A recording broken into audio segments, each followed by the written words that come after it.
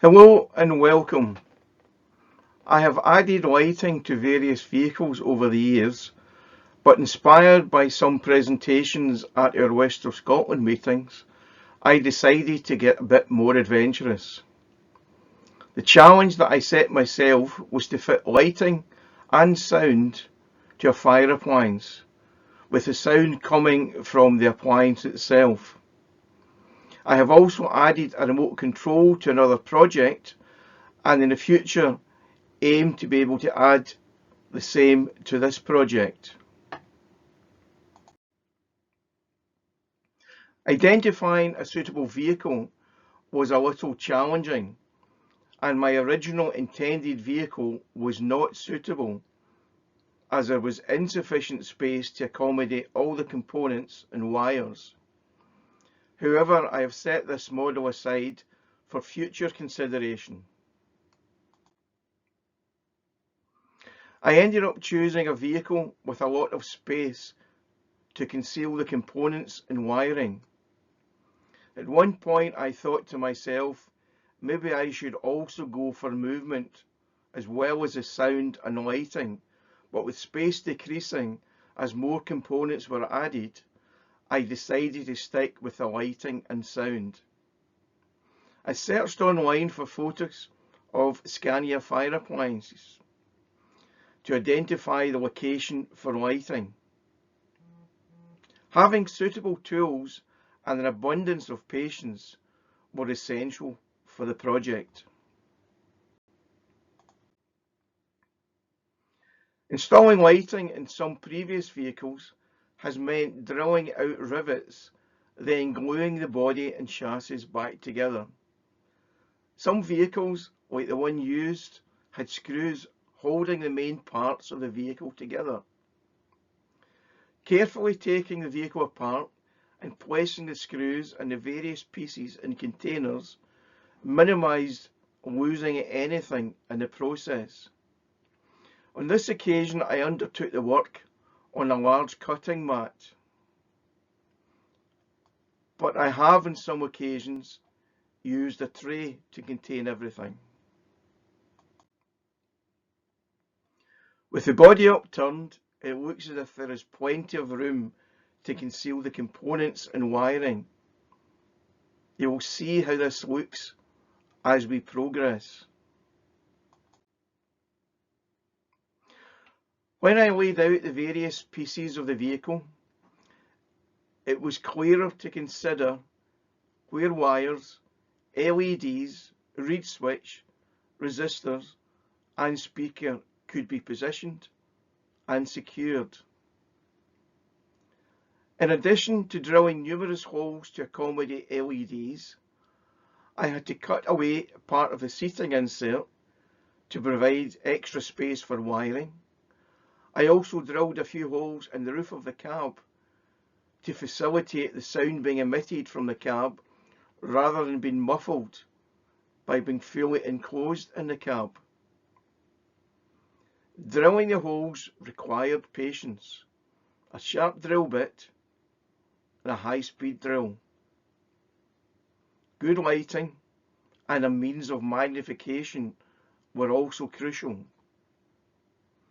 I managed to drill all but one hole with the same drill bit, but one of the holes to be drilled on the chassis proved to be more difficult, and I had to use an additional drill to complete the task.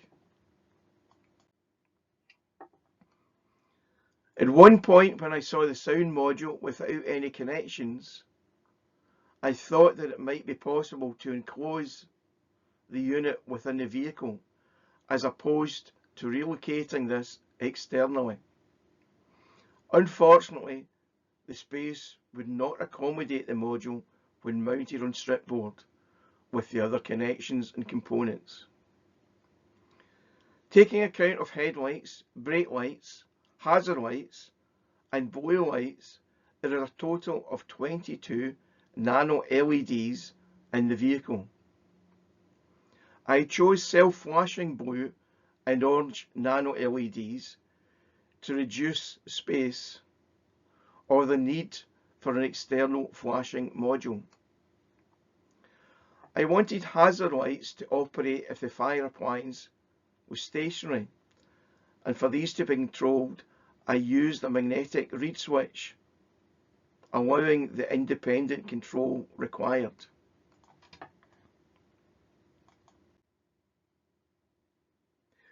Due to position of some of the LEDs, it was not possible to conceal all the wiring as can be seen in the photo.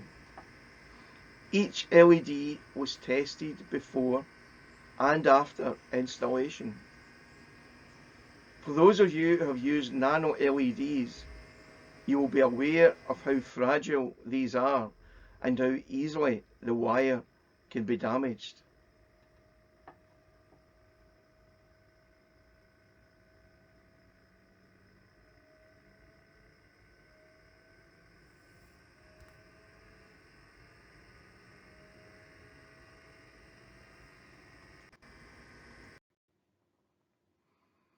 Although the wiring in the photograph may appear a bit messy, there is some order to this.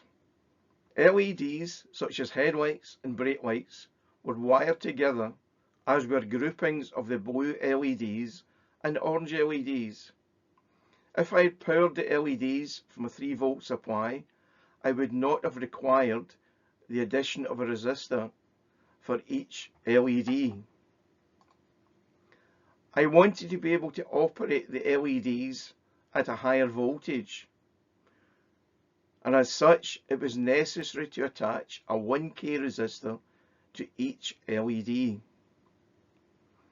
With all the wiring having to be compressed within the body of the appliance, I used shrink wrap sleeving to prevent shorting any connections. Using a piece of copper strip board meant that wiring could be grouped with only 2 power leads coming from the fire appliance. Since completing the project, I have had other thoughts about fitting of resistors to LEDs, minimising the use of shrink wrap, which will be shown in the next slide. Despite my patience in assembling wiring in stages, I managed to damage and short one LED during assembly. This meant taking the appliance apart, drilling out the damaged LED and rewiring a replacement and gluing in place. I used super glue for securing the LEDs in place. When securing the cab in place, I also cut through one of the speaker wires, and I had to disassemble and repair. Don't despair if this happens. Focus on the outcome of the project. This slide shows a possible alternative to that used in the project. You may have your own ideas. This slide shows the magnetic reed switch secured within the body of the fire appliance. I chose to use the reed switch since the hazard lights would not be activated when the appliance appeared to be in motion or attendance at an incident. The reed switch and the external magnet allowed independent activation of the hazard lights. This photograph shows the placement of the speaker and all wires.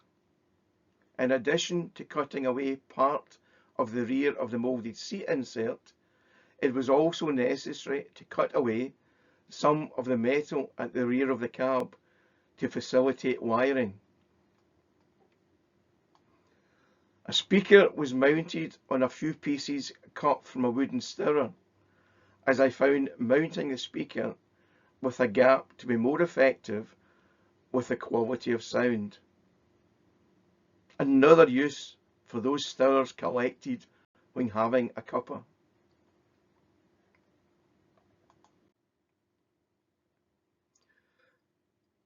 This clip shows the rear of the appliance and the front of the chassis.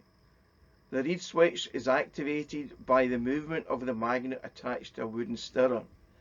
It is necessary to move the magnet close to the magnetic reed switch at the top of the body.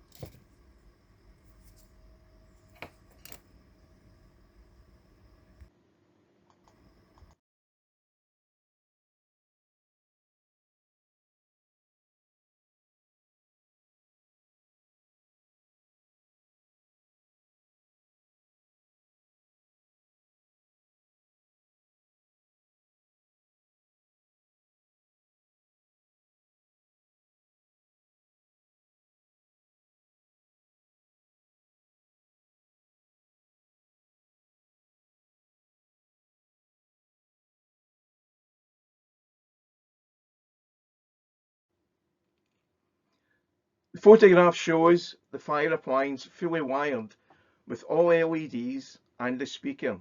The speaker leads and the power cables can be shown or can be taken through the baseboard or run to a nearby building to the power supply and the modules. The sound module in this photograph was an MP3 player purchased online, later replaced by a sound player designed by David Dick. The completed sound player was too large to insert within the fire appliance, and with such it can be mounted under the baseboard or within a building on your way out. The speaker shown was purchased online and comes with an adhesive pad shown in white, making it easy to secure within the roof of the fire appliance cab. The sound effect was downloaded, and the one chosen produces the sound of the siren approaching and then going into the distance, which I thought was more appropriate.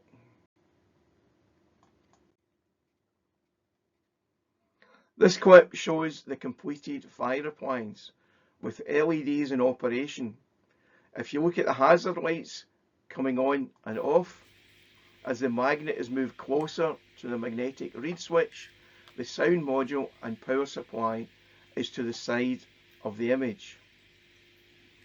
It is my intention to add Pocket Money Kit PMP26 event sequencer to the sound module and the lighting, so that lighting can be activated and then sound.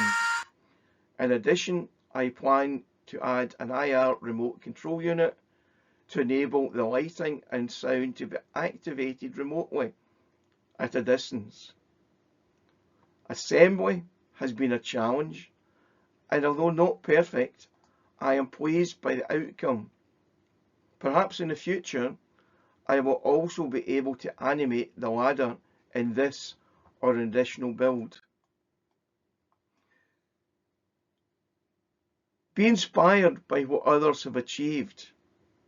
View some of the other videos produced by the West of Scotland MERG members.